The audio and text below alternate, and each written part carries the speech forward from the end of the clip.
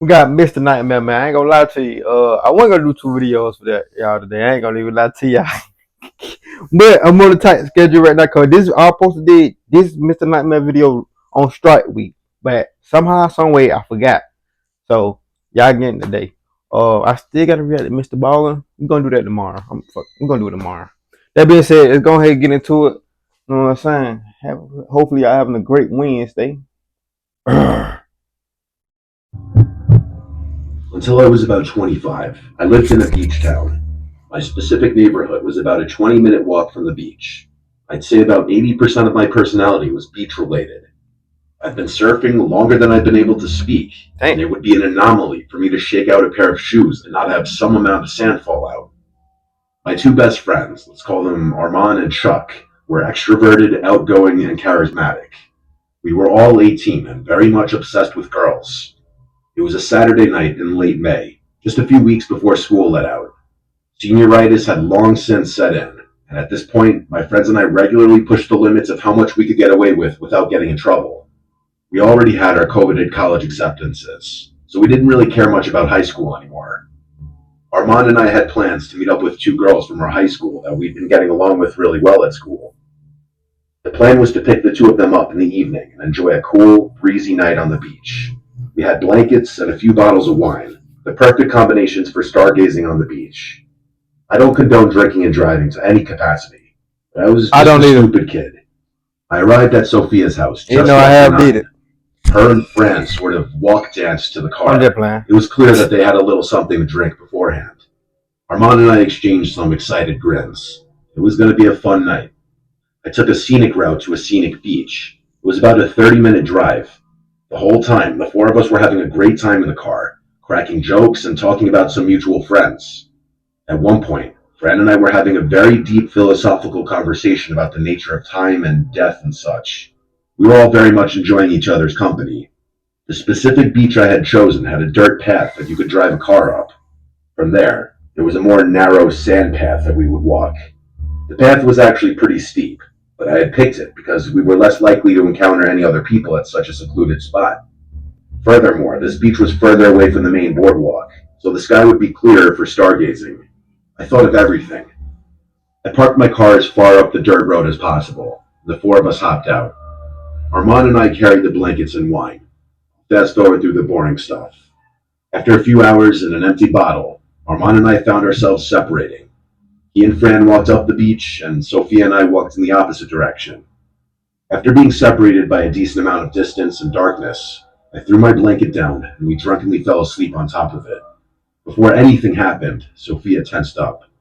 At first, I thought it was something that I had done, but then she whispered something. Do you hear that? I focused my attention and strained my ears, trying to hear something other than the gentle crashing of ocean waves. I assumed she was just drunk, but then, to my surprise, I did hear something. It sounded almost like a whirring, like the sound a small engine would make. The sound seemed to What? be moving around. I couldn't pin down where it was even coming from. Then it seemed to fade away into nothingness. It's nothing, I assured her, eager to resume what we had been doing. And that's what we did. Soon after, I fished my shirt from the sand and shook it out before throwing it over my head. Just then, Sophia, who was still lying on the blanket, shrieked. I whipped around to look at her and saw she was pointing up at something. I looked up, but couldn't see anything besides the blackness of the sky. I sat down next to her to get a better angle, and I was horrified. From her point of view, the moon was perfectly aligned with what appeared to be a drone floating directly overhead. It hovered a little while longer before zipping up into the dark sky and disappearing out of sight. It all made sense. That noise that we had heard I ain't before gonna was lie. 100% the drone. Got it? Up in Florida, bro, it's a lot of drones. It be a lot of drones in Florida. I'm not gonna even hold y'all. Like when I went, it was so many drones and helicopters everywhere. I think somebody had but they were hot during that time I had when I ain't gonna lie to y'all. Drones everywhere.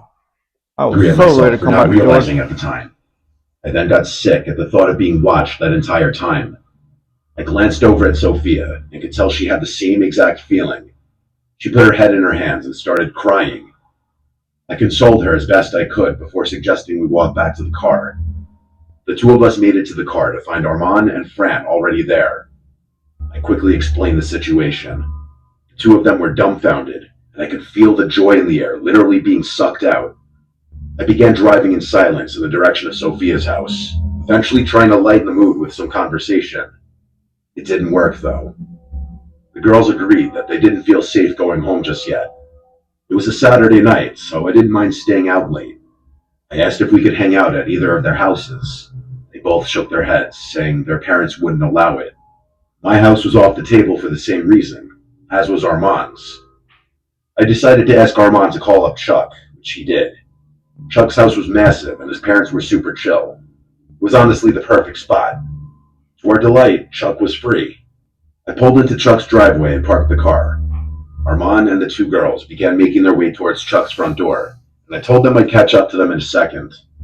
I needed a second to think about everything that had just happened. I was more shaken up than I was letting on, so I leaned my forehead against the steering wheel and closed my eyes in an attempt to calm down a bit. Honestly, those few seconds with my eyes closed really helped. Instinctively, I pulled out my phone, which I hadn't even touched since the incident. The screen lit up, and I stared at the single notification that sat on the display. I had to blink a few times to make sure I wasn't imagining it. My entire body froze as I stared in horror at the lone notification. AirTag found moving with you. Every emotion that I had just expelled from my body came crashing back. We were literally being tracked.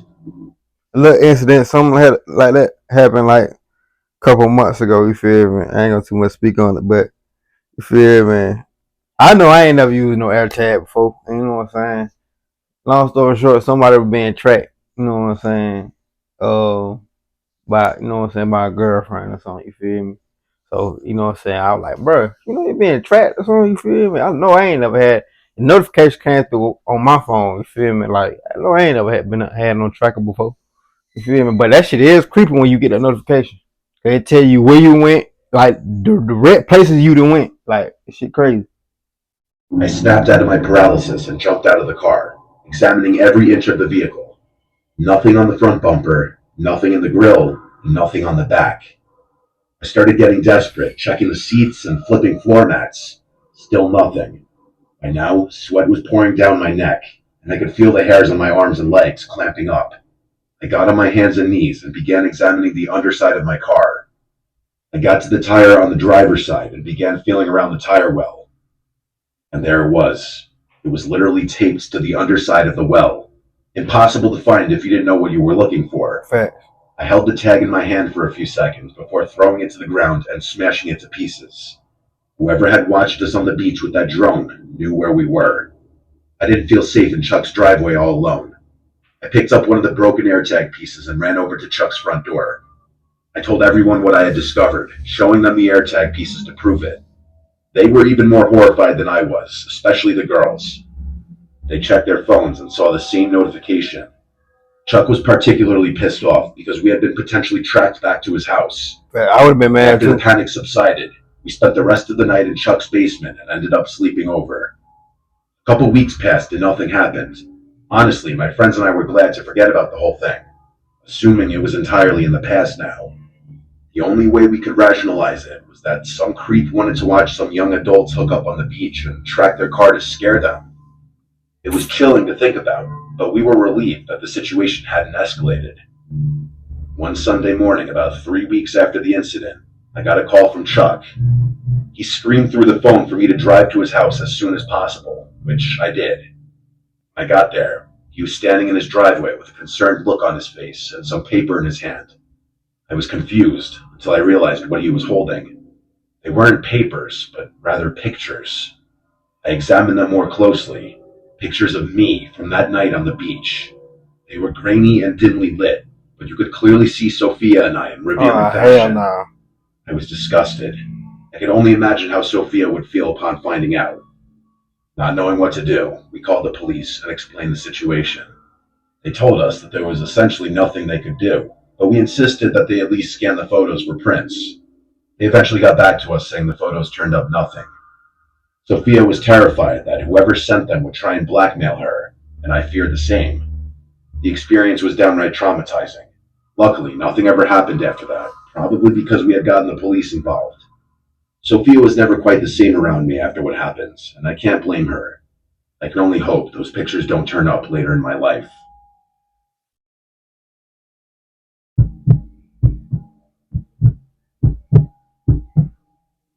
I mean, they were just pictures, honestly. My best friend Ricardo and I were 19. At the risk of sounding pretentious, the two of us come from well-off North Jersey families and get to enjoy our summers down the Jersey Shore.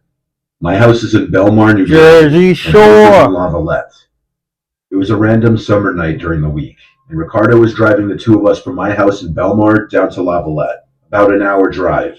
To be completely honest, I preferred hanging out in Ricardo's house, not only because it was a little nicer, but because the general vibe of Lavallette is more geared towards kids our age.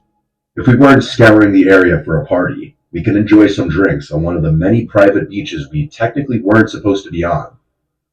I could go on and on about things to do down the shore, but for the sake of brevity, I'll try my best to get to the point. As we were driving down, we agreed that we'd opt for a quieter night. No partying, links, or anything that we might normally do. The two of us agreed to snag a few beers, roll a joint, and chill on one of the private beaches under the stars. Honestly, it sounded great. The two of us had been going pretty hard with some of our other friends. A break from partying was much needed. To anyone unfamiliar with the layout of Lavallette, there's a beach side and a bay side. Most of the beaches feature a really high dune and a steep drop-off as you approach the ocean. Right. If you were to stand at the ocean edge and look back, you'd see a pretty sizable hill of sand. After drinking a few drinks at Ricardo's place, we snagged some bikes from his garage and made our way toward the beach of our choice. For whatever reason, Ricardo insisted on journeying further than I'd ever been, which I didn't quite understand since all the beaches were basically the same. I really didn't mind a longer bike ride though, so I just went with it. Eventually, Ricardo decided on a desolate-looking beach at the end of the road with no cars parked on it. Every house on the street had its lights off. I actually preferred this. This was back when weed was illegal in New Jersey. We weren't too keen on getting caught. Plus, we did have some drinks with us despite the fact that we were only 19. We hid our bikes under some shrubs. Then we made our way toward the beach. The two of us lit our J and smoked under the stars, the only sound being the light waves of the ocean and the accompanying wind. That shit is so peaceful. The beach stretched on endlessly in both directions. Only The y'all sand felt cool underneath our feet. The two of us got progressively drunker while we filled the air with laughter and conversation. Eventually, we just laid back in the sand, watching a sky full of stars in hopes of witnessing a shooting star. That's when we heard it. I heard it first. It was almost undetectable. The sound was like a metallic buzzing, sort of like the sound you'd hear in a massive gymnasium with large overhead Damn, lights. it's a drone too? I really can't describe the sound any better. It was a faint metallic buzz that couldn't possibly be anything caused by the beach. Another drone? I sat up and stared at Ricardo, and I could tell the moment he started to hear it too. The two of us whipped our heads in every direction, looking into the darkness for the source of the drone. Strangely, it was difficult to pin down exactly where the sound was coming from. It was just too faint to tell. We were beginning to get freaked out, and were too terrified to move. We assumed that whatever was making that noise would go away, and we wouldn't have to worry about it. There was literally no way we could be seen from our spot on that beach. It was way too dark, and the sound of the ocean definitely drowned out any sounds we had been making. I know it doesn't exactly sound scary, but I'd be lying if I said my heart wasn't pounding out of my chest. The drone continued on, and after another few minutes, Ricardo gestured for me to follow him. I nodded my head in agreement. Leaving was You know what's the most fucked up thing about that too though? You don't know if it's a regular person or it's the police. So if you throw something at it or shoot it, you never know if the police gonna come after you or you feel me. Nothing gonna happen, you know what I'm saying? That'd be the scary part though. You don't never know for real. If you fuck around and shoot that thing or destroy the drone, the police coming. They definitely coming. And that'd be the fucked up part about everything. definitely the best option. Just like a scene from a movie, the exact second the two of us stood up, the droning went from a 1 to a 5. It took every ounce of self-control I had to resist the urge to yell in fear. It wasn't a gradual shift. The sound literally increased in a split second, and it was definitely coming from our right. I still want to get me a I drone. felt the hairs on my neck stand up. Well, when I get a drone, boy, tensing my body from head to toe. that new We stared into the darkness and still didn't see anything. the new shit we gonna do on this It channel. sounded so close to us that we instinctively started running toward the sand dune. I didn't even know what we were running from. All I knew was that something was seriously wrong, and there was someone or something after us. As we were about halfway to the dune, I felt Ricardo place a firm hand on my shoulder, abruptly stopping me from continuing to run. At first, I was confused, but then I saw what his gaze was fixated on. I glanced up toward the dune and saw it. There was a dark figure standing motionlessly at the peak of the dune. Its arms were freakishly long, almost reaching its knees. It was ridiculously tall, and I was shocked at how it managed to stand so still. It was truly terrifying. Ricardo shouted at me, breaking my gaze from Oh, the hell picture, no. and we continued running, this Hell time no. parallel to the beach. We ran to the next dune entrance and sprinted up the slope. As we made our way to the peak, we looked back at where we had just came from. I can still remember the terrifying sight that followed. Not only was the dark figure still on the dune, but there were maybe 3 or 4 more standing motionless on the slope. Each one looked like they were facing us. We didn't have time to go back for our bikes, instead opting to run the entire way home. The next morning, we retraced our steps, but couldn't for the lives of us find those bikes. Maybe they had been stolen, or maybe whoever or whatever was stalking us the night before had something to do with it. Either way, I've never experienced anything scarier on a beach, and still have trouble explaining most of these events. The weirdest thing for me is I was never able to determine what the buzzing drone was, and to this day, have not heard anything even remotely close to it. They don't care. Some drones do buzz like a motherfucker though. I know back in the day when they first Beaches have came out, always they did. terrified me. Well, not always. My fear is a direct result of what I'm about to tell you. As a kid, I used to love the shore. I remember spending many summers in eager anticipation of the weekend when my family and I would hang out at our beach house. Or, if I was lucky, they'd let me spend it at my friend Charles' beach house, which was even more fun. I was 16, and this was one of those special summer weekends. Me, Charles, and our third friend Riley were going to spend a few unsupervised days at Charles' beach house in LBI. Riley was a year older than Charles and I, and had recently gotten his license, so we'd be driving down in his car. The drive down was fantastic. Riley was a pretty uncoordinated driver at the time, so most of the ride was spent laughing at him swerving and cursing the road. It was great. We got down to LBI in good time, and immediately moved all of our stuff from the car to the rooms we'd be staying in. The layout of the house is important to the story, so I'll briefly mention it.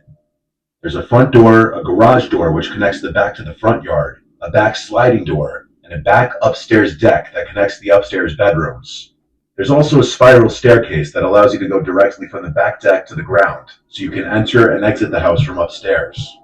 The house sits along a lagoon, meaning the back end of the house faces a narrow channel of water, with houses on the opposite side. We were at that ripe age where chasing girls was a priority, and a nice beach house all to ourselves was the perfect occasion. We spent a few hours figuring out which girls were down the shore at the time and talked to them on Snapchat. Finally, we found a group of 3 cute girls that said they'd be down to come kick back at Charles' house. I had more than enough weed to last us the weekend, and we had snagged a few bottles of our parents' alcohol. It'll be me for. I got the weed. Things were going very well. Y'all gonna get the ball. 3 girls, Rosie, Alexa, and Sophie, were fun and flirty, and the 3 of us could tell where the night would probably end up. At one point, the 6 of us decided to smoke in Charles' backyard pool. It was small, but it was perfect for 6 drunk kids. I remember the sight vividly. The gentle bay breeze blowing through my hair, the steam from the heated water rising slowly with the puffs of smoke from the joints. At our age, this was bliss. But then suddenly, Charles turned the music all the way down and stared over my shoulder into the darkness of the lagoon. Confused, I turned around, peering into the darkness. I could roughly make out the houses on the other side of the lagoon, but I wasn't quite sure what Charles was looking at. One of the girls asked Charles why he turned the music down, and he whispered that he saw someone standing on the dock opposite the house. Oh, fuck. I figured he was messing with us, so I started laughing. Who cares, bro? People literally live here, I said. Charles shook his head. I know that family personally. My parents said they're in Florida for the week. In all honesty, I still thought it wasn't a big deal, or he was just Call the police. So I kept chuckling. The girls were a little freaked out, though, and said they wanted to go back inside. I wasn't going to argue, so the 6 of us started making our way out of the pool. As we were drying off in the yard, Riley jumped and cursed, looking towards the lagoon. The rest of us turned, and even though the light was dim, I could definitely see what looked like movement coming from the opposite dock. The 6 of us froze in place. trying to get a better glimpse of what we were looking at. Just then, a passing car on the road across from us lit up the scene ever so slightly, and the sight was horrifying. There were 4 tall silhouettes standing at the edge of the dock. What the fuck? Us. It was impossible to tell what they were wearing or what they looked like, but there was no doubt they were facing our direction. "Go inside now," said Charles with a shaky voice, motioning us toward the sliding door. As we rushed inside, I heard a distinct sound that remains the most terrifying noise I'd ever heard. 4 consecutive splashes rang out from behind us. Those guys were swimming across the lagoon. We were in full-on panic mode at that point. The girls screamed while Riley slammed the sliding door shut and locked it. Charles quickly ran to the front to lock that door too, and the 6 of us ran to the room that wasn't visible from the outside. We waited in silence, horrified at what we might hear next. A few minutes passed. Still nothing. Out of nowhere, Riley cursed, revealing to us that he had forgotten to lock the sliding door on the deck. Charles started to panic, knowing that this house was about to be broken into. Just then, we heard soft, quieted footsteps above us, and that was the last straw. None of us had any weapons on hand, and we were all intoxicated, so running was really our only option. The 6 of us sprinted for the front door and bolted to the car, which Riley started up in a flash. The chaos of it all was too much for Riley to handle, and he destroyed Charles' mailbox on the way out of the driveway. Once we were far enough away, we called the police. The ordeal was a nightmare. We went back to the house once police had searched it, but the news was shattering. All the valuables on the top floor were missing, but that wasn't the worst part.